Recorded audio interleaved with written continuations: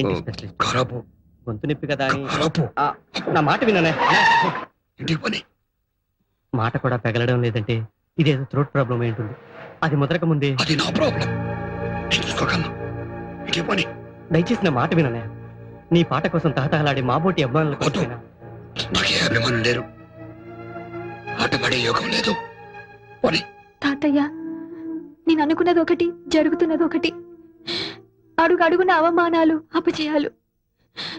వీటితో ఆయన పడుతున్న మానసిక క్షోభ చూస్తుంటే ఆయన ఏమైపోతారో అని చాలా భయంగా ఉంది తాతయ్య. చూడమ్మా, నీకు జాతక రీత్యా చాలా గడ్డు రోజులు నడుస్తున్నాయి. అందుకే ఈ అరిష్టాలని. ఇలాంటి పరిస్థితుల్లో కాస్త మనశ్శాంతి దొరకడానికి ఆ దేవుడికి ఏ అర్చనలో అభిషేకాలు చేయటం మంచిదని. లేదు తాతయ్య, నా భర్త నాకు దక్కాలంటే ఈ అర్చనలు, అభిషేకాలు ఈ రాతి దేవుళ్ళకి కాదు, దేవుళ్ళంటే ఆ పెద్ద ఆయనకి.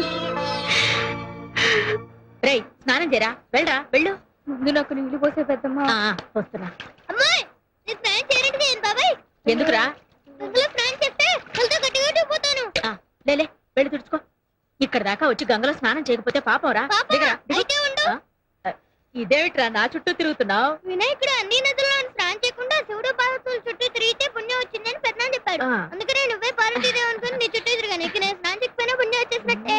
అయితే అన్నం పళ్ళెం చుట్టూ 3 సార్లు తిరుగు, కడుపు నిండిపోతుంది. నువ్వేంటి మధ్యలో? నేను ఇటుకెళ్ళి వెండి మొక్కుంటా అంతే.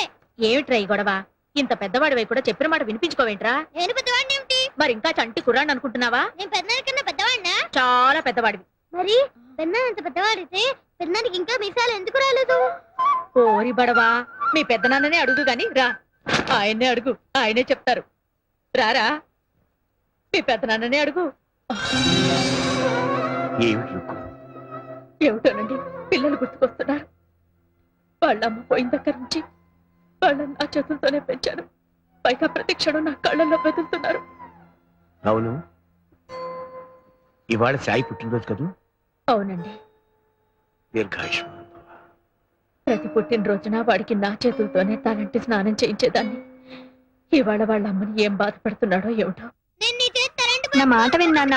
నాన్న, సాయి పిన్ని, నాన్న ఎందుకో ఉన్నట్టు పడిపోయారు పిన్ని. ఏమండి?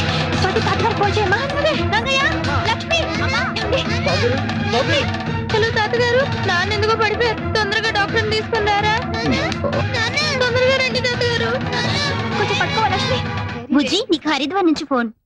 Excuse me. హలో, నేనమ్మా శ్రీనివాసాచార్యని హరిద్వార్ నుంచి మాట్లాడుతున్నాను. మీరు హరిద్వార్ లో ఉన్నారా సార్? అవునమ్మా, ఇవాళ మా సాయి పుట్టినరోజు. వాడికి బర్త్డే కేక్ కొని తీసుకెళ్ళి ఇవ్వగలవా? అలాగే సార్, తప్పకుండా. ఉంటాను సార్.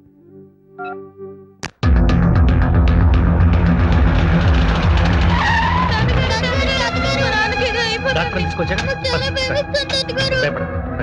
ఏమైందమ్మా? అమ్మా ఎలా ఉంది డాక్టర్? ఆయన ఒళ్ళు కాలిపోతుంది, మాట కూడా మాట్లాడడం లేదు. డాక్టర్ చూడండి డాక్టర్. రంగా మరేం పర్వాలేదయ్యా, డాక్టర్ తీసుకొచ్చాను. ఇదిగో. ఎవరు తీసుకురమ్మన్నారు? నువ్వా? నీ మూడు చచ్చిపోతాడని భయం వేసిందా? అంత మాట అనకయ్యా. డాక్టర్ ఎగ్జామిన్ చేసి టైంకి తగిన మంది ఇస్తే పని చేస్తాను. తగిన మూడు ఎవరు దగ్గర లేదు.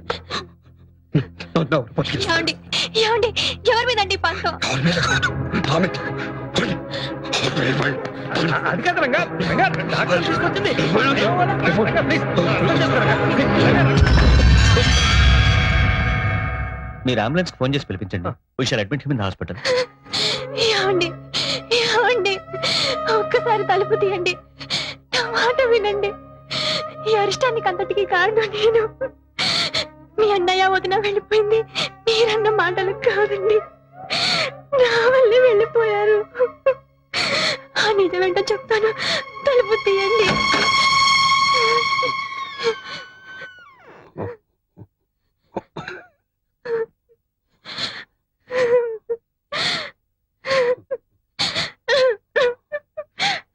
నన్ను క్షమించండి.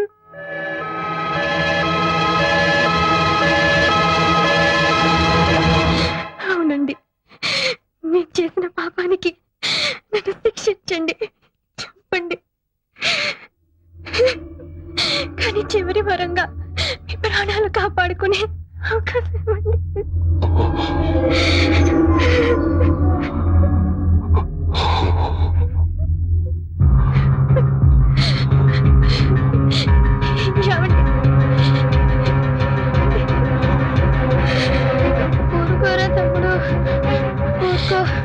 నాన్నకి ఏమీ కాదు.